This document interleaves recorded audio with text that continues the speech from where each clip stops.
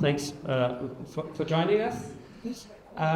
Most of DYNAMIG is concerned with understanding the characteristics and drivers of global migration between Africa and Europe. But what our work has been doing is look at how policy actors and policy-making processes consider the driver of migration. So rather than just saying what actually drives migration is what do policy actors think about the drivers of migration, and to what extent do policy documents consider the drivers of migration. And this matters obviously because the people who make policies have ideas about cause and effect in the migration field, and what we want to look at is how these ideas and how these cause-effect ideas vary across different types of actors and what that might mean for policy making. So this is joint work with my colleague Dr. Carlotta Minnella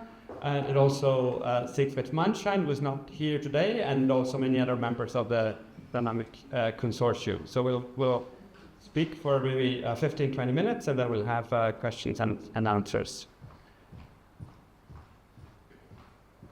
So again, the starting point really is that we have a lot of research also in DYNAMIG on the drivers of migration, but we know much less actually about how policy actors think about the causes of migration and to what extent that varies. And to our knowledge, there is actually also no study that directly compares the ideas that policy actors have and actual migration decision-making processes. And what we're going to do today is not so much focus on that question, we'll say something about that, but we want to focus on how European and African policy actors might think differently about some of these questions. And maybe just to kind of give one of the main thoughts that we want to convey at the beginning is that there's been a lot of talk about EU-Africa cooperation on migration. This migration has been going on for a long time. Been some achievements, many challenges, but people typically talk about common and divergent interests and policy preferences, right? So what do the two sides of the cooperation want out of cooperation? We know that on the European side, return has been very important. We know on the African side, legal pathways have been very important. What are the competing interests and how can we bridge them? And what we want to bring to the table with this kind of research is to say, in addition to thinking about different interests and policy preferences, we should also ask whether or not there's a shared understanding of what actually drives migration and how migration can be influenced by policies. Because if we disagree on the drivers of migration, or if we disagree on how potential migrants might react to different policies, then obviously we also have additional obstacles in the cooperation. So the first kind of study that we want to present briefly is a work that looks at the assumptions that policy actors have about what drives migration and how that varies across European and African policy actors. And the second strand of the research looks at policy documents, African policy documents, European policy documents related to migration between Africa and Europe, and we try to explore what kind of ideas are present in those policy documents, and again, is the variation across Europe and Africa.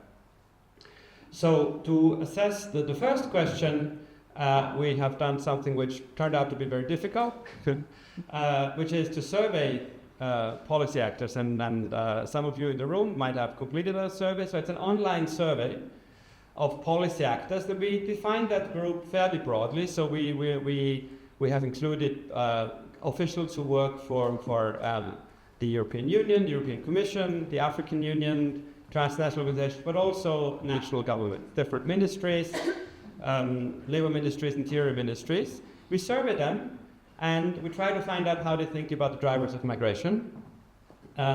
There's a second piece of research in progress where we also survey citizens in 4 African countries about their migration evaluations and intentions. I'm going to talk about that later. And we do text analysis, large-scale analysis of policy documents in Europe and Africa, again, to see how these differ in their understandings.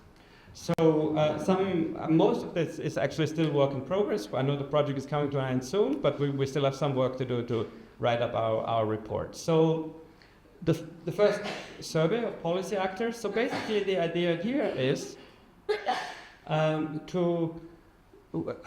ran an experiment, and the experiment consisted of presenting people, respondents, with different migration scenarios. I'll explain those migration scenarios. So we basically asked people, if you consider a hypothetical African country, which we described briefly, if you think this is the migration scenario in terms of what's happening along the journey, what's happening in the country and destination country, which scenario makes migration more attractive in your view, in your policy actor's view? Which of these migration scenarios is more attractive to somebody who is in Africa and might be wondering about migration to Europe? So the scenarios that we created had seven dimensions. So each scenario, so here's an example of the scenario A and scenario B. Each scenario had 7 dimensions. There was something in the origin, about the origin country, local economic conditions, about security conditions. There were 3 factors about the journey, something about the risk of the journey, safety, and the economic cost of the journey. And there were two things about the destination country, about the legal residence and monthly income. And how these scenarios were generated is that they were randomly generated by picking one of these 2 possibilities. Okay, so for the local economic conditions, we said either those stay the same or they're improving. Security conditions stay the same or improving. How many people complete the journey? 80 people complete the journey. The alternative was 40 people complete the journey. Not every scenario differed in all aspects. Okay? Legal residence, illegal residence status, pay in the destination country $900, $1,800. So there were differences, and we had different scenarios, and we asked respondents which migration scenario is more attractive. What that allows us to do is to understand what factors people think make migration more attractive in the eyes of the policy actors. So just so we had over 300 respondents, but we had 272 specifically from Europe, and 182 from Europe and 90 from Africa. So I'll show you some preliminary results. So I'm not going to go into the details, but I'll just explain again. What you see here is the different dimensions of the migration scenarios. And you can see here particular features, right? You have legal residence, illegal residence, $900 or $1,800 in the destination country. And what you see here are estimates of how the presence of these features affects the perceived attractiveness.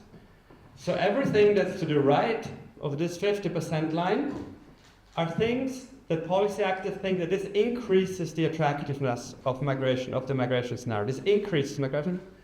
And these things here, this decreases. This makes things less attractive on the left, right? And so many of the results are, I think, as you would expect, but there are some interesting factors as well. So if we start at the bottom, maybe this is most. So as we might expect, if the expected pay in the destination country is $1,800, this is a lot more attractive than a lower pay. So higher pay is something that makes migration more attractive than lower pay. Legal residence status makes migration much more attractive than lower residence status. So when I say makes migration more attractive, it's always in the eyes of the policy actors, right? This is the ideas that people have in their heads. Now, if we go to the top, and maybe these are more surprising findings, that in the ideas of our policy respondents, the origin factors do not matter. Okay, make no difference to the attractiveness of migration. So whether or not conditions stay the same, economic conditions or security conditions, does not affect perceived attractiveness of migration in the eyes of the policy actors. We can have a discussion about that, why that might be. And the journey factors are maybe all again as expected. So journeys that are more expensive, 10,000, are less attractive than journeys that are cheaper. If the death rate is higher, it's less attractive than a lower death rate, and if the completion rate of the journey is higher is more attractive. So this is as expected. What's perhaps interesting here is this hierarchy. So really what matters in the eyes of the policy actors are destination country factors. Right? So from this we can basically conclude that based on our survey, our policy actors in general think that what happens in a destination country is much more important than what's happening in the origin country, and the journey matters as well. The one other kind of preliminary finding I can share with you is that there are some differences between European and African policy actors. Now there's agreement that origin factors don't matter, that we asked about, and that destination factors are very important. There's disagreement on some of these journey factors. So when you look at the economic costs, it's the European policy actors who think that this is very important, but not the African policy actors. So you have the black dots, and for the Africans, they're overlapping, which means that there's no difference. So in the eyes of the European policy actors, changing migration costs make a big difference to attractiveness of migration. African policy actors don't think so, at least the ones that we interviewed. Same with the completion rate of the migration journey. So in the eyes of the European policy actors, if there's maybe restrictive control policies in place along the journey that kind of lowers the completion rate, this makes migration much less attractive. Again, African policy actors do not think that. So Europeans put a lot more emphasis on these journey effects, specifically on costs and completion rates. And we'll get now to the text analysis and come back to some of those findings a little bit later. Thank you, Martin. Okay, so the next step of our research was then looking at whether these assumptions held or did not within the documents, so the policy instruments of both European but also African member states, the African Union, but also European African states, develop on migration cooperation. So specifically, again, we focus on Europe-Africa cooperation on migration. What I should say is that at this stage, this is very much still work in progress. So the corpus of documents you see for Europe are pretty much representative. The corpus of documents you see for Africa are not representative yet, but we have some interesting sort of tendencies and differences already. And we divided the documents in three sort of categories. So the ones that are Europe authored, these documents will be very familiar to you, but also the ones that are member states authored. And then African authored 100%, so both at the sort of Pan-African level, but also for example, EU member states. And then Europe-Africa jointly authored, because we wanted to be able to map if there were differences, and also in the jointly authored documents with respect to who was driving, in a sense, the discourse and the narrative. Okay, so before we got into the preliminary results, just a couple of words about how we went about to map drivers in the documents. Okay, so we use natural machine learning and large language model analysis, and we developed a conceptual, let's say, coding strategy or a dictionary in order to be able to capture the existence of drivers within the models. So we differentiate between the contents and the individual level drivers. So what is, for example, relative to a country's structural conditions, the economy, security, and so on, and what is specific about individual migrants, gender, education, and other factors that we can talk about. And then we sort of cross-references those with origin, journey, and destination characteristics or factors, and some cross-spatial factors that we think apply all along, let's say, the migration journey. So, for example, social norms that can, for example, touch different levels. So out of this, we developed some cluster keywords, basically, and then identified specific words that the computer programs would look for in the text. So what does it look like? So this is a chart that basically represents the major themes that are taken into consideration in the various documents. I don't know how well you can see it. Maybe there is also the screen on the right-hand side. But as you can see from this chart, in European documents, destination and journey factors are still talked about more than origin factors.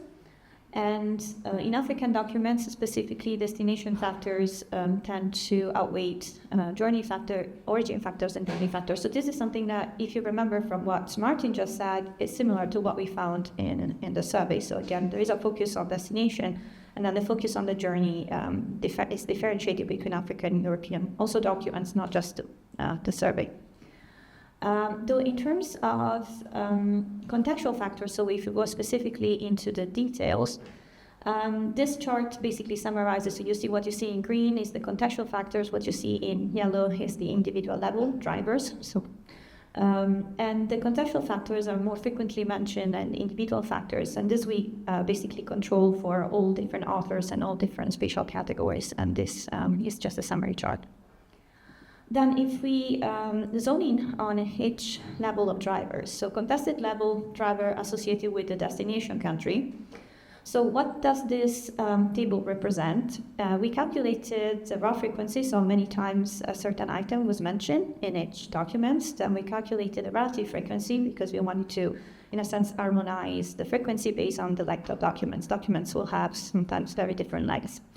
And what this chart represents is a measure that's called keyness, that basically tells you how frequently a given keyword is present in a corpus of documents compared to another corpus. So we are comparing European and African, and it's a way of comparing the relative frequency, and it shows you that, for example, welfare is much more present in European documents when you are talking about context level drivers associated with the destination country than it is, for example, diaspora in the case of African documents. So in parlance, you would say that welfare has a higher keyness than, for example, political factors, and diaspora has a higher keyness in African documents. And then we repeated this analysis for context level drivers associated, for example, with the journey. Again, migration networks stand out for European documents, but for African documents, you see more of an interest in protection and search and rescue policies of migrants. And again, context level drivers associated with the country of origin. Remember that country of origin is still less important across all the documents. African documents stress the importance of the economy as a driver, but European documents are focused on security, which is perhaps a narrative that is familiar to some in this audience. So, just to recap, in terms of thematic focus, European policy documents tend to focus more on irregular migration and asylum, whereas African documents put more emphasis on labor migration. And then in terms of drivers of migration, destination country factors, as we say, are given primary importance in both European and African documents, and this is very similar to the results of the survey, so Martin will then draw some conclusions and insights that we can think about also with respect to how migrants think.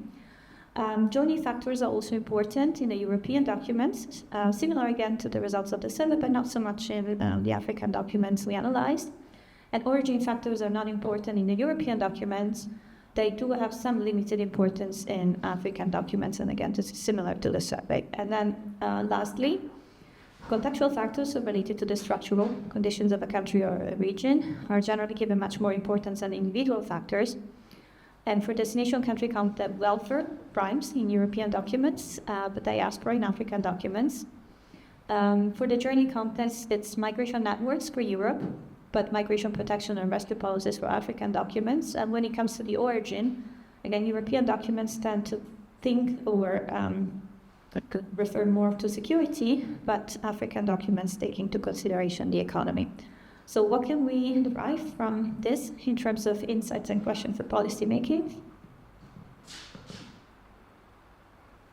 So this is a question that we also want to discuss with you, but as I said, the starting point of this work is that, so our research does seem to suggest that when you compare European and African approaches, people's views, both policy documents, there aren't only interests, there aren't only differences in terms of interests and policy preferences, but also differences in terms of how migration is understood and how migration is understood to arise and how people think potential migrants react to different different policies. So we've seen, for example, that I think the findings around the journey are quite interesting, that for Europeans this is something that's considered very important. Right, so when Europeans policy actors, at least the ones we interviewed, think about how can we regulate migration, what increases attractiveness of migration, you think about the network, the smuggling networks, what happens along the route. Whereas for our African policy actors, they paid less attention to that in their evaluations of the attractiveness. We also saw, quite interestingly, that the European side has a strong focus on welfare, right? So this was a surprise to me, in a sense. I mean, you might think maybe the economy would be, you'd think that it's the economy that's driving it, or the impact on the economy, or the economic factors driving it. But a lot of European policy actors, and this is reflected in the documents, are very concerned with the welfare state as a driving factor, also of the impacts of migration on welfare. So European discourse very much about welfare. And so one policy implication is that I think, I mean, for many years we've been wondering about how to bridge those interests, but I do think more effective cooperation always requires a great understanding of the drivers of migration, a greater shared understanding of why migration happens and how migration can or cannot be influenced by different types of policy intervention. Because if you don't agree on the likely effects of different policies, say you increase the cost of migration, then of course you can't have effective policy making, certainly not effective joint policy making. Now a second question which we'd like to discuss is that, as Carlotta said, the policy documents very much talk about contextual factors. So it's the economy, it's the welfare state, it's migration networks that drive migration. And they make very little mention of individual factors, gender, people's education. But the larger dynamic research shows actually that there is a lot of heterogeneity in how people react, in why people decide to move. So women have different ways of deciding than men. High income people might decide differently from low income people. So there's a lot of heterogeneity. So that means different people react differently to the same types of policies. So I'm not exactly sure what that means for policy, but it seems important to consider that a particular type of policy might have very different effects on the migration behavior of different types of people within certain countries. So we'd be interested in your views on this. And third, so everything I said in terms of or we said in terms of host countries matter or don't matter, it's important to highlight that this is based on our research, right? So based on the people we surveyed. And as I said, we surveyed 300 people, so it's not just to super small scale, but of course they might also not be representative. But it is a little puzzling that both in Europe and in Africa, our policy actors felt that the origin factors did not matter, or did not matter very much. Because it seems to go a little bit against all this effort that Europeans have been making in terms of investing and financial assistance and tying that very much to migration, because that obviously is also tied to a belief that what's happening in the origin country does matter. But at least the officials we surveyed did not feel that the changes in the origin countries matter very much compared to what's happening in the destination country and on the migration route. So I think we'll probably want to end here. There's 2 papers coming out over the next 6 weeks, so this is actually a good time to also get some feedback before we finalize and write up some more to work. Thank you, and we're looking forward to your questions.